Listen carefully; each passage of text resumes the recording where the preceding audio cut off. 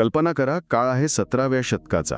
चारही बाजूंनी बलाढ्य शत्रूंनी वेढलेलं असं एक नवं राज्य आकाराला येतंय. सतत युद्ध सुरू आहेत आणि युद्धाचा खर्च प्रचंड आहे.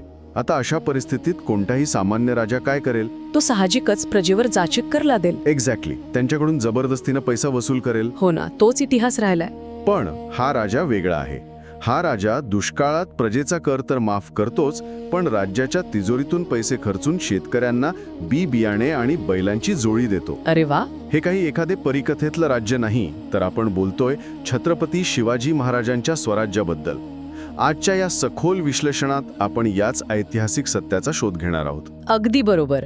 आज आपण ज्या नोंदी, प्रेझेंटेशन्स आणि कॉम्रेड गोविंद पानसरे यांच्या शिवाजी कोण होता या पुस्तकातील संदर्भांवर चर्चा करणार आहोत. त्यातून एक अत्यंत महत्त्वाची गोष्ट समोर येते. कोणती? ती म्हणजे शिवाजी महाराज हे केवळ एक महान योद्धे किंवा तलवारीच्या जोरावर राज्य जिंकणारे सत्ताधीश नव्हते. बरोबर. ते एक अत्यंत प्रगत प्रशासक, दूरदृष्टी असलेले अर्थतज्ञ आणि खऱ्या अर्थाने रयतेचे राजे होते. आपण नेहमी राजांची वर्णने वाचतो ना, भव्य राजवाडे, हत्ती, घोड्यांचे ताफे आणि सिंहासनावर बसलेली एखादी व्यक्ती. हो, तीच एक पारंपरिक प्रतिमा असते आपल्या डोक्यात. एक्झॅक्टली. पण आज आपण या पारंपरिक साच्याच्या पलीकडे जाऊन महाराजांच्या प्रशासनामागील राजकीय, आर्थिक आणि सामाजिक तर्क समजून घेणार आहोत. आणि हे सगळं समजून घेण्यासाठी आधी त्या काळातील परिस्थिती नेमकी कशी होती हे जाणून घेणं खूप गरजेचं आहे. नक्कीच.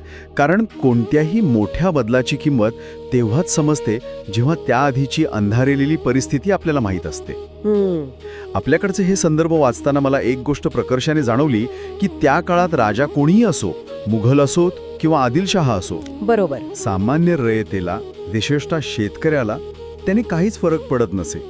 माझा एक साधा प्रश्न आहे, असं का होतं? म्हणजे नवीन राजा आल्यावर प्रजेला आनंद का नसायचा? याचं कारण त्यावेळच्या गावगाडा किंवा ग्रामव्यवस्थेत दडलंय. अच्छा.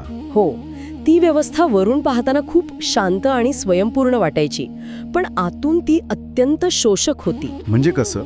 त्या काळात राजा आणि रयत यांचा थेट संबंध कधीच यायचा नाही. त्यांच्यामध्ये एक अत्यंत भक्कम अशी भिंत होती, ती म्हणजे वतनदारी व्यवस्था. म्हणजे काय तर गाव पातळीवर नियंत्रण ठेवणारे पाटील, देशमुख, देशपांडे असे वतनदार असायचे.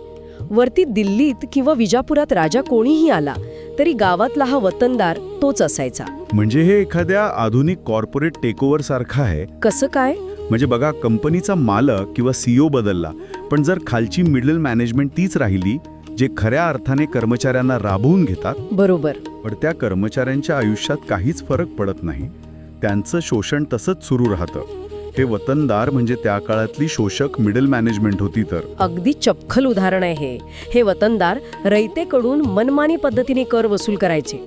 त्यातला स्वतःचा एक मोठा हिस्सा ठेवून द्यायचे आणि उरलेला हिस्सा राजाला पाठवायचे. बापरे. रयतेच्या दृष्टीने फक्त शोषणाचा चेहरा बदलायचा. राजा बदलला तरी त्यांचे कष्ट आणि पिळवणूक कधीच थांबत नसे. पण शिवाजी महाराजांच्या स्वराज्याचं वेगळेपण इथेच आहे. त्यांना कोणतीही राजगादी आयती किंवा वारसा हक्काने मिळालेली नव्हती. बरोबर. त्यांनी ती शून्यातून उभी केली. हो, त्यांनी स्वतःच्या पराक्रमाने राज्य निर्माण केलं. आणि हे करत असताना त्यांनी या रयतेला विश्वासात घेतलं. सामान्य माणसाला पहिल्यांदाच असं वाटलं की हे राज्य माझं आहे. पण थांबा, मला इथे एक गोष्ट खटकतेय किंवा रादर मला समजत नाहीये. काय? ही वतनदारी व्यवस्था काही 2-4 वर्षांची नव्हती, ती शेकडो वर्ष खोलवर रुजलेली होती. हो, अगदी पिढ्यानपिढ्या. मग या प्रबळ वतनदारांना बाजूला काढणं हे 17व्या शतकात एका राजकीय आत्महत्येसारखं वाटते. या सरदारांनी बंड पुकारलं नसतं का? नक्कीच पुकारलं असतं. मग या व्यवस्थेला महाराजांनी नेमका कसा छेद दिला आणि तरीही ते कसे टिकून राहिले? हाच तर त्यांच्या प्रशासनाचा सर्वात मोठा मास्टर स्ट्रोक होता. म्हणजे त्यांनी या वतनदारांना फक्त विनंती केली नाही किंवा केवळ कायदे केले नाहीत, तर त्यांनी या व्यवस्थेची आर्थिक नाडीच कापली. अरे वा, कसं काय? महाराजांनी एक अत्यंत धाडसी निर्णय घेतला. त्यांनी अधिकाऱ्यांना कामाचा मोबदला म्हणून जमिनी किंवा जहागिरी देण्याची शेकडो वर्षांची प्रथा कायमची बंद केली. अच्छा. जमिनीऐवजी त्यांनी आपल्या अधिकाऱ्यांना आणि सैनिकांना चक्क रोख रकमेत पगार देण्याची पद्धत सुरू केली. अरे वा, म्हणजे हे एखाद्याला कंपनीचं शेअर्स देण्याऐवजी फिक्स सॅलरी देण्यासारखं आहे. अगदी तसंच. म्हणजे जर तुम्ही एखाद्याला जमिनीचा तुकडा दिलात तर तो तिथे स्वतःला मालक समजू लागतो आणि लोकांवर हुकूमत गाजवतो. पण जर तुम्ही त्याला रोख पगार दिलात तर तो राज्याचा एक नोकर किंवा कर्मचारी राहतो. 100% हेच घडलं. रोख पगारामुळे अधिकाऱ्यांची जमिनीवरील मालकी आणि मक्तेदारी संपुष्टात आली. क्या बात आहे. ते रयतेचे मालक न राहता राज्याचे सेवक बनले. यामुळे वतनदारांकडून रयतेवर होणारा अन्याय आणि पिळवणूक थेट थांबली. पण एक मिनिट, हे प्रत्यक्षात अंमलात आणणं सोपं नव्हतं. अजिबात नाही.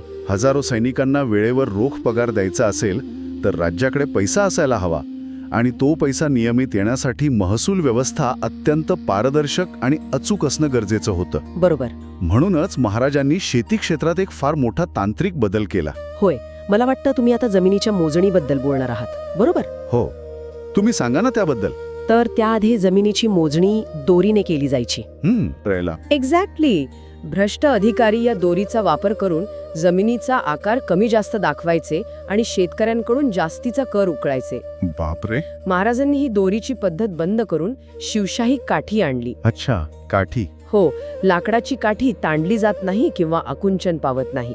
या एका साध्या पण अत्यंत प्रभावी उपायाने त्यांनी जमिनीची अचूक मोजणी केली आणि न्याय्य शेतसारा निश्चित केला.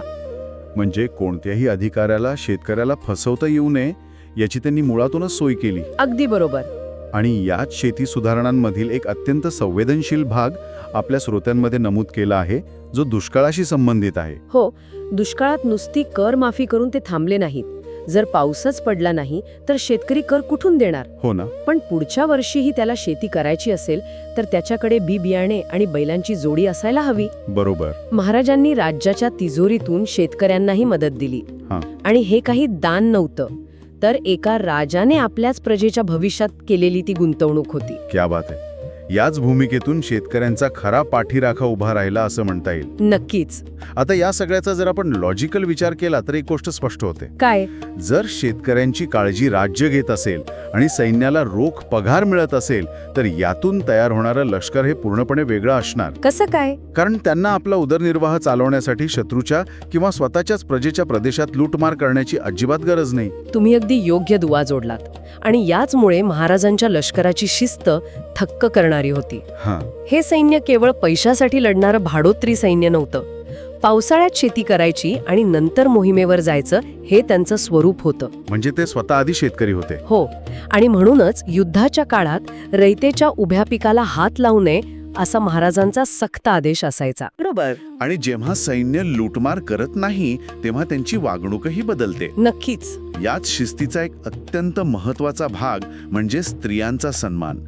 या बाबतीत महाराजांची अजिबात खपवून न घेण्याची वृत्ती होती. 0 टॉलरन्स. हो. आपल्या नोट्समध्ये 2 प्रसंग दिले आहेत जे तत्कालीन मानसिकतेवर मोठा प्रकाश टाकतात आणि खरोखर अंगावर काटा आणणारे आहेत. हो, मला आठवतंय ते साकूजी गायकवाडचं उदाहरण. होय, पहिलं उदाहरण आहे साकूजी गायकवाड या सेनापतीचं. बेळवाडीचा किल्ला जिंकल्यावर या विजयी सेनापतीने एका स्त्रीवर अत्याचार केला.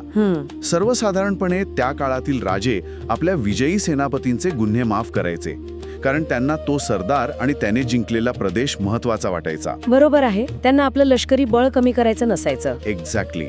पण महाराजांसाठी तत्वे आणि रयतेचा सन्मान कोणत्याही विजयापेक्षा मोठा होता. मग त्यांनी काय शिक्षा दिली? त्याला जन्मभर तुरुंगात टाकण्याची कठोर शिक्षा दिली. बापरे, हे खरोखरच धक्कादायक आणि तितकंच आदर्श आहे. स्वतःच्याच विजयी सरदाराला अशी शिक्षा देणारा राजा त्या काळात विरळाच. हो ना. आणि दुसरं उदाहरण आहे कल्याणच्या सुभेदाराच्या सुनेचं.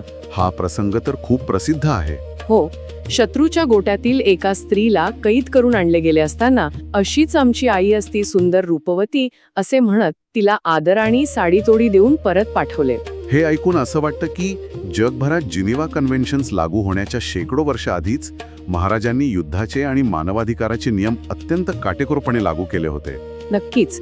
ही मोहिमेत शत्रूच्या स्त्रियांनाही सन्मानाने वागवण्याची ताकीद केवळ एक आदेश नव्हती, ती स्वराज्याची एक नवी संस्कृती होती.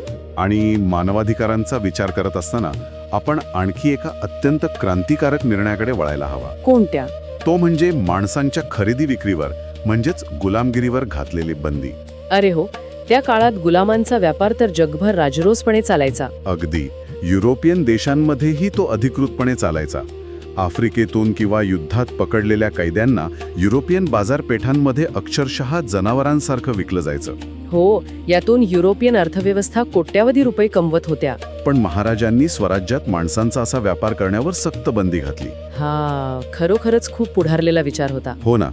ज्या काळात जगभरातील प्रगत म्हणवणारे देश गुलामांच्या व्यापारावर गब्बर होत होते, त्या काळात एका भारतीय राजाने माणसाला माणसासारखं जगण्याचा अधिकार दिला. हा अत्यंत पुरोगामी निर्णय होता. अगदी बरोबर. आता आपण पाहिलं की अंतर्गत पातळीवर वतनदारी मोडून काढली, शेतकऱ्यांना संरक्षण दिलं आणि मानवाधिकाराचे कडक कायदे करून शोषण थांबवलं. पण हे सगळं करत असताना महाराजांनी राज्याला बाह्य आर्थिक शोषणापासून कसं वाचवलं? हा अत्यंत महत्वाचा मुद्दा आहे. कारण आपल्या स्रोतामध्ये आर्थिक सार्वभौमत्व यावर एक अत्यंत रंजक उदाहरण दिलंय: मिठाचा व्यापार. हो, हे उदाहरण म्हणजे 17व्या शतकातील अर्थशास्त्राचा एक उत्तम धडा आहे. आजच्या भाषेत आपण याला अँटी डम्पिंग ड्युटी म्हणू शकतो. एक्झॅक्टली. झालं असं होतं की कोकणात पोर्तुगीज लोक त्यांचं मीठ अत्यंत स्वस्तात आणून विकत होते. यामुळे कोकणातील स्थानिक मीठ उत्पादकांचं मोठं नुकसान होत होतं. त्यांचा व्यवसाय बुडण्याची वेळ आली होती. मग महाराजांनी यावर काय उपाय शोधला? महाराजांनी ओळखलं की जर स्थानिक उद्योग बुडाला तर आपण आर्थिकदृष्ट्या पोर्तुगीजांचे गुलाम होऊ. बरोबर. त्यामुळे त्यांनी पोर्तुगीज हद्दीतून येणाऱ्या मिठावर जाणीवपूर्वक जबर कर किंवा जकात लादली. अरे वा, म्हणजे करामुळे पोर्तुगीजांचं मीठ बाजारात महाग झालं. हो, आणि साहजिकच स्थानिक मिठाला पुन्हा मागणी वाढली. क्या बात है. हा केवळ मिठाचा प्रश्न नव्हता, तर हा स्वदेशी उद्योगाला दिलेला संरक्षणाचा अत्यंत महत्वाचा निर्णय होता. हो ना. एक योद्धा राजा मॅक्रो इकॉनॉमिक्सचा एवढा सखोल विचार करत होता, हे खरंच थक्क करणार आहे. असाच काहीसा कठोर दृष्टिकोन त्यांनी डच आणि ब्रिटिश व्यापाऱ्यांबद्दलही ठेवलेला दिसतो. हो, त्यांनी या परकीय कंपन्यांना स्वराज्यात व्यापार करण्यासाठी अतिशय कडक नियम आणि अटी घातल्या होत्या. इथे मला एक मोठा प्रश्न पडतो. कोणता? हे परकीय व्यापारी पुढे जाऊन देशावर राज्य करू शकतात आणि वसाहतवादी बनू शकतात, ही दूरदृष्टी त्या काळात इतर कोणत्याही भारतीय राजाला का आली नाही? याचं मुख्य कारण म्हणजे बहुतांश समकालीन राजे हे स्वतःच्याच वैभवात आणि अंतर्गत सत्ता संघर्षात मग्न होते. त्यांना युरोपमध्ये घडणाऱ्या व्यापारी क्रांतीचा काहीच अंदाज नव्हता. पण महाराजांची निरीक्षण शक्ती अफाट होती. म्हणजे त्यांनी नक्की काय हेरलं होतं? त्यांनी युरोपियन लोकांचे आरमार पाहिले, त्यांची शस्त्रास्त्रे पाहिली आणि त्यांच्या वखारींचे किल्ल्यांसारखे असणारे स्वरूप ओळखले. अच्छा. हे परकीय केवळ तराजू घेऊन आलेले नाहीत, तर त्यांच्या तराजूच्या मागे तलवारीही लपलेल्या आहेत, हे ओळखणारा तो एक अत्यंत द्रष्टा राजा होता. बरोबर. म्हणूनच त्यांनी त्यांना व्यापाराला परवानगी दिली, पण त्यांच्या वखारींच्या जागा आणि त्यांचे अधिकार यावर अतिशय कडक बंधने घातली. अगदी बरोबर.